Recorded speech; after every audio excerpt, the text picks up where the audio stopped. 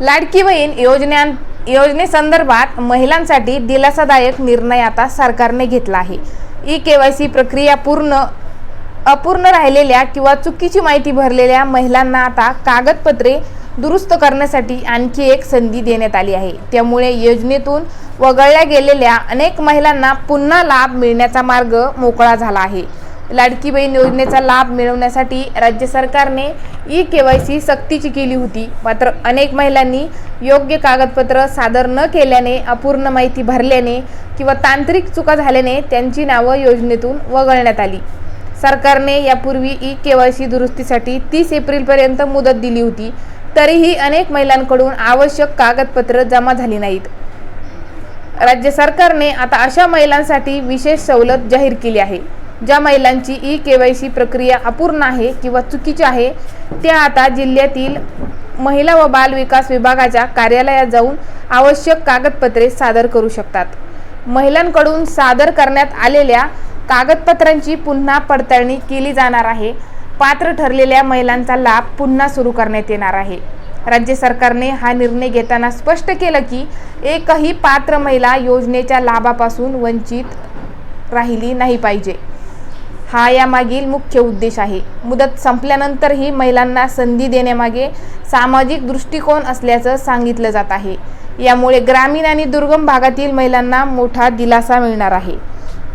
दरम्यान राज्य सरकारने 14 आणि 15 मे रोजी पात्र महिलांच्या खात्यात मार्च आणि एप्रिल या 2 महिन्यांचा हप्ता जमा केला। प्रत्येक लाभार्थी महिलेला एकूण 3000 रुपये थेट बँक खात्यात जमा करण्यात आले। या रकमेमुळे लाखो महिलांना आर्थिक आधार मिळाला आहे। राज्य सरकारने हा निर्णय घेताना स्पष्ट केलं की महिला या योजनेपासून वंचित राहू नयेत।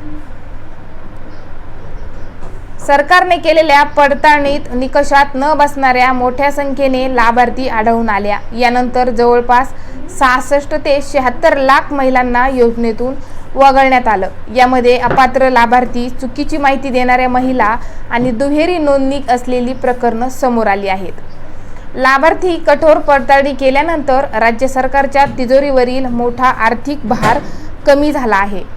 अपात्र महिलांना वगळल्यामुळे या योजनेवरील कोट्यावधी रुपयांचा अतिरिक्त खर्च वाचल्याचं सांगितलं जात आहे।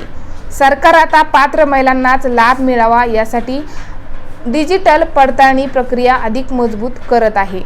ज्या महिलांचा लाभ बंद झाला आहे किंवा ई-केवायसी मध्ये अडचणी आल्या आहेत, त्यांनी तातडीने संबंधित महिला व बाल विकास कार्यालयात जाऊन आवश्यक कागदपत्र जमा करावीत, असं आवाहन आता प्रशासनाने केलं आहे। जर तुम्हाला मार्च एप्रिलचा हप्ता मिळाला नसेल तर अशा महिलांनी महिला व बाल विकास विभाग कार्यालयात आपली कागदपत्रे जमा करावी, जेणेकरून आपल्याला पात्र असल्यास आपल्याला पुन्हा एकदा लाडकी बहीण योजनेचा हप्ता सुरू होऊ शकतो। चॅनलवर नवीन असाल तर चॅनलला सबस्क्राईब आणि व्हिडिओला एक लाईक नक्की करा।